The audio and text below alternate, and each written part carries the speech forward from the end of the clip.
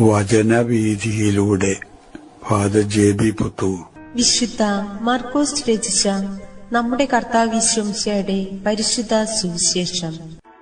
അധ്യായം 14. 66 മുതൽ 72 വരെയുള്ള വാക്യങ്ങൾ. പത്രോസ് തള്ളിപ്പറയുന്നു.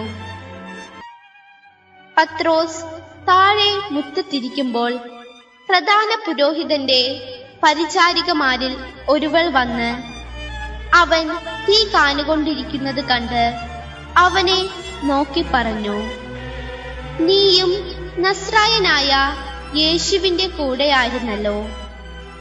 അവനാകട്ടെ, നീ പറയുന്നതെന്തെന്ന് ഞാൻ അറിയുന്നില്ല, എനിക്ക് മനസ്സിലാകുന്നുമില്ല എന്ന് നിഷേധിച്ചു പറഞ്ഞു.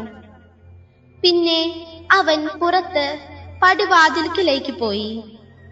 ആ പരിചാരിക അവനെ പിന്നെയും കണ്ടപ്പോൾ അടുത്തു നിന്നവരോട് പറഞ്ഞു, ഇവൻ അവരിലൊരുവനാണ്. അവൻ പറഞ്ഞു. അവൻ വീണ്ടും അത് നിഷേധിച്ചു. അല്പം കഴിഞ്ഞപ്പോൾ അടുത്തു നിന്നവർ പത്രോസിനോട് പറഞ്ഞു, നിശ്ചയമായും നീ അവനിലൊരുവനാണ്, നീയും ഗലീലിയാക്കാരനാണല്ലോ.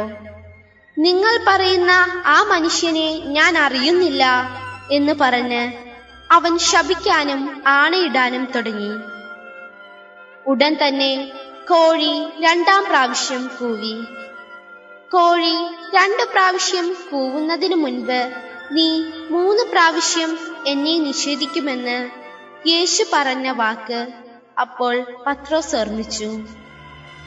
അവൻ ഉള്ളൊരുകി കരഞ്ഞു. തെറ്റുകൾ കണ്ടുപിടിക്കപ്പെടുമ്പോൾ അവ തിരുത്തുക.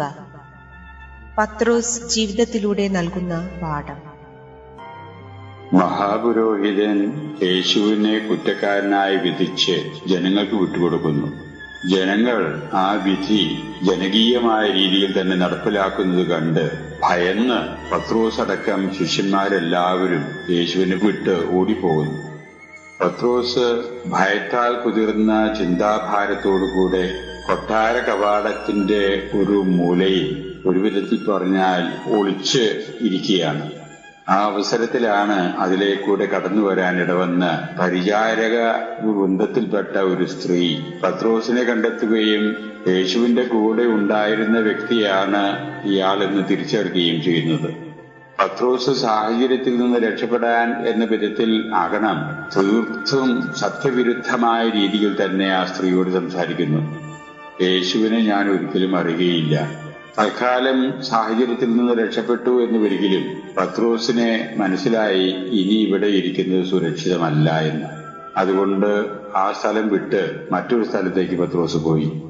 അവിടെ ഒളിച്ചിരിക്കുന്ന അവസരത്തില് ആകസ്മികമായി എന്ന് തന്നെ പറയാം, പരിചാരക സ്ത്രീ പത്രോസിനെ അവിടെ വെച്ച് കണ്ടുമുട്ടുകയും കൂടുതൽ സ്ഥിരീകരണത്തോടുകൂടെ ആ സ്ത്രീ യേശുവിന്റെ കൂടെ നടന്നവൻ നീ തന്നെയാണെന്ന് ഉറപ്പിച്ചു പറയുകയും ചെയ്യുന്നു.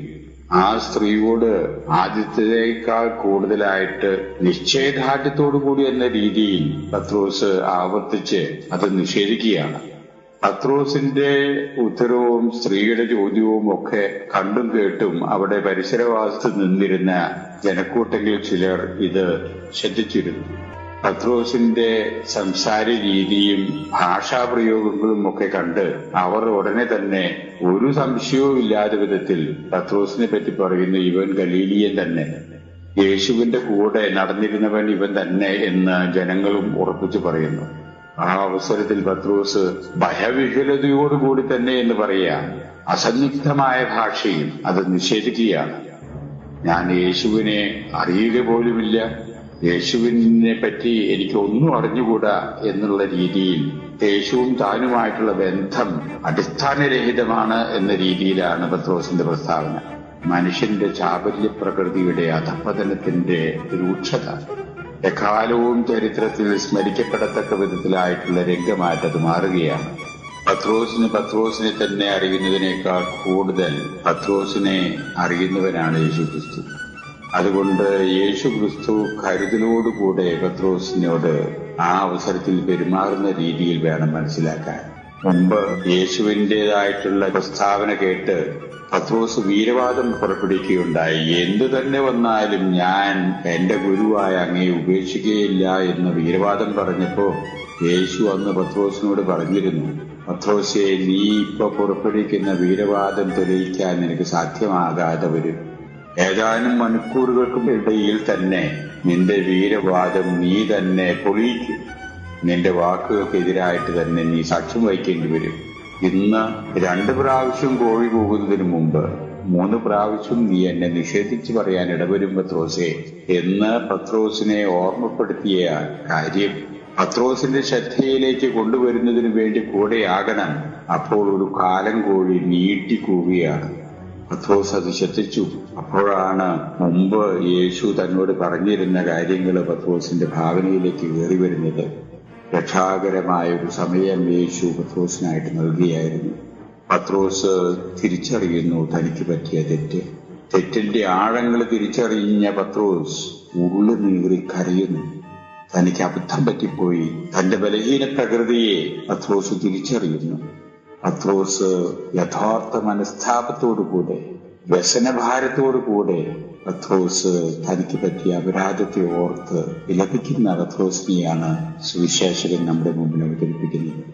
മനുഷ്യൻ ചാബല്യം നിറഞ്ഞവനാണ് എന്ന സത്യം തിരിച്ചറിയുക എന്നുള്ളതാണ് വീരവാദം മുഴക്കുന്നതിനേക്കാൾ ഉചിതമായിട്ടുള്ള കാര്യം.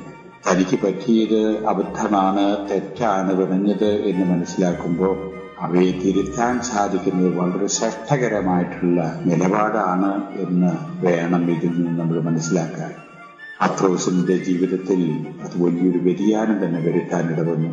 അതുകൊണ്ടാണ് പ്രമാണം ഇങ്ങനെ പറയുന്നത്, ഭൂമി തെറ്റേരിത്തു ഈബി കുറിയിച്ചിട്ടു.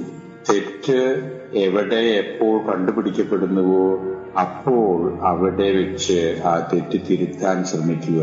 പത്രോസ് ചെയ്യുന്നത് അതാണ്. നാമും ഇതിൽ നിന്ന് പഠിച്ചെടുക്കേണ്ട പാഠം. നാമും ബലഹീന പ്രകൃതികള് ഉള്ളവരാണ്. സാഹചര്യത്തിന്റെ സമ്മർദ്ദം കൊണ്ട് നമ്മുടെ ചാബല്യം നിറഞ്ഞ മനുഷ്യപ്രകൃതിക്ക് വന്ന് സംഭവിക്കാവുന്ന തെറ്റുകളും വിപത്തുകളും നാം തിരിച്ചറിയുമ്പോൾ അതിനെ ന്യായീകരിക്കാതെ, നീതീകരിക്കാൻ ശ്രമിക്കാതെ ആ തെറ്റ് തിരുത്തുന്നതിനുള്ള ആത്മാർത്ഥമായ പരിശ്രമത്തിൽ നാം ഏർപ്പെടുവാൻ ഇടവരിക. അതാണ് ജീവിതത്തെ ധന്യമാക്കുക എന്ന സത്യം നമ്മുടെ മുമ്പിലേക്ക് എറിഞ്ഞു തരുന്ന ഒരു സുവിശേഷ ഭാഗമല്ലേ ഇന്നത്തേത് എന്ന് ചിന്തിക്കാം.